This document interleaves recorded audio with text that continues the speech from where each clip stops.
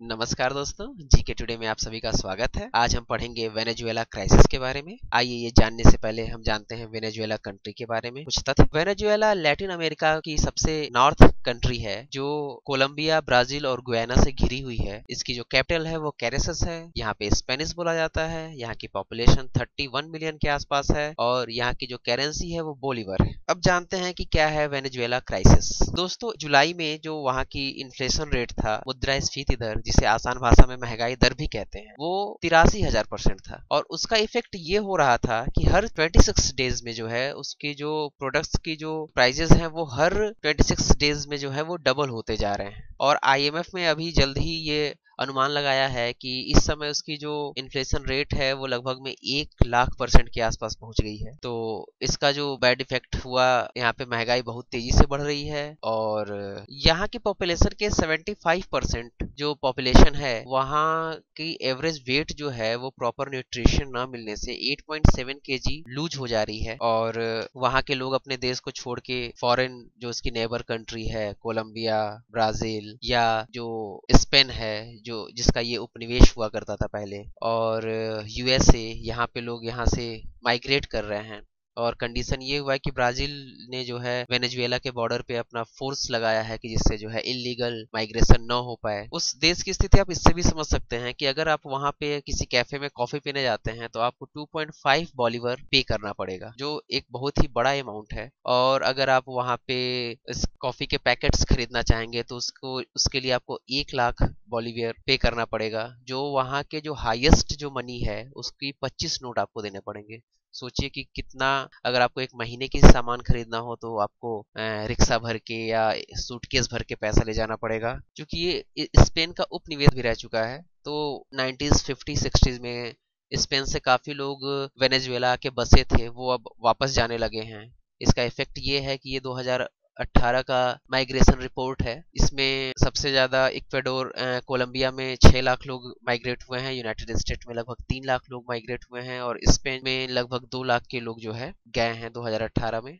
अब हम ये समझने की कोशिश करेंगे कि आखिर वेनेजुएला क्राइसिस आई क्यों। तो सबसे पहले मैं आपको बता दूं कि वेनेजुएला जो है वो क्रूड ऑयल के मामले में सबसे ज्यादा रिजर्व दुनिया में रखता है और बहुत ज्यादा क्रूड ऑयल रिच होने से उसकी रेवेन्यू के 95 टू 96% जो है उसके क्रूड ऑयल के निर्यात से ही मिलते हैं। और इसका निगेटिव इफेक्ट ये पड़ा कि गवर्नमेंट ने अदर चीजों पे ज्यादा ध्यान नहीं दिया कि इंडस्ट्री कैसे बढ़ाई जाए, एग्रीकल्चर कैसे बढ़ाया जाए। ऊपर से 90s के लास्ट में वहाँ पे इनइक्वलिटी बहुत ही ज्यादा थी, तो गवर्नमेंट ने कुछ ऐसी पॉलिसी लाई जैसे कि रेट को फिक्स कर देना या रेट पे कैपिंग लगा देना। कैपिंग लगा देने का मतलब होता है कि रेट का किसी भी प्रोडक्ट का मैक्सिमम प्राइस जो है वो फिक्स कर देना, कि जैसे गेहूं है, गेहूं आप इससे इतने बॉलीवर से ज्यादा नहीं आप बेच सकते हैं, चावल आप इतने से ज्यादा नहीं बेच सकते हैं।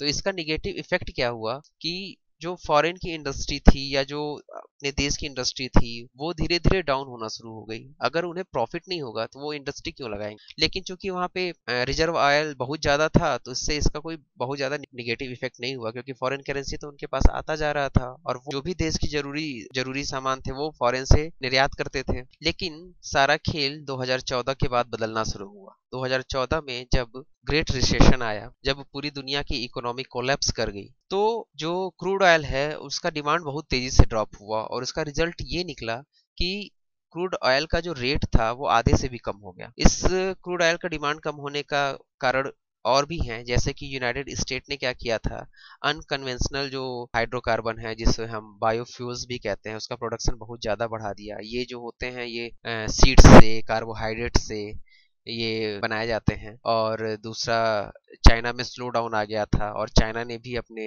देश में जो है प्रोडक्शन बढ़ा दिया था क्रूड ऑयल का। तो इस सबों का जो रिजल्ट आया कि पूरी दुनिया में जो है क्रूड ऑयल का डिमांड कम हो गया और उसके प्राइसेस कोलैप्स हो गए। और इसलिए वेनेजुएला की इनकम भी जो थी वो बहुत तेजी से नीचे गिरने लगी और फॉरेन करेंसी वहां पे कम होने लगी। अब चूंकि वेनेजुएला जो है फॉरेन करेंसी का ही उपयोग करके बाहर से चीजों को आयात करता था अपने घरेलू जरूरत को पूरे करने के लिए, तो वहां पे धीरे धीरे महंगाई बढ़ने लगी। और महंगाई बढ़ने से गवर्नमेंट को वहां के लोगों के वेजेस, जो सैलरी है वो बढ़ानी पड़ी। सैलरी धीरे धीरे बढ़ता गया और हालत ये था कि 1 सितंबर से जो है इधर 34 टाइम्स जो है सैलरी गवर्नमेंट को बढ़ानी पड़ी है। और जब सैलरी बढ़ेगी, लोगों को ज्यादा पे करना पड़ेगा, तो गवर्नमेंट की मजबूरी होगी कि हमें और ज्यादा करेंसी छापनी पड़ेगी। तो देश के अंदर तो करेंसी ज्यादा से ज्यादा छप रही है, लेकिन जो फॉरेन करेंसी है वो देश में आ नहीं रही है। तो फॉरेन करेंसी के रिलेटिव जो है, जो उसके देश की बॉलीवर है, उसकी वैल्यू बहुत तेजी से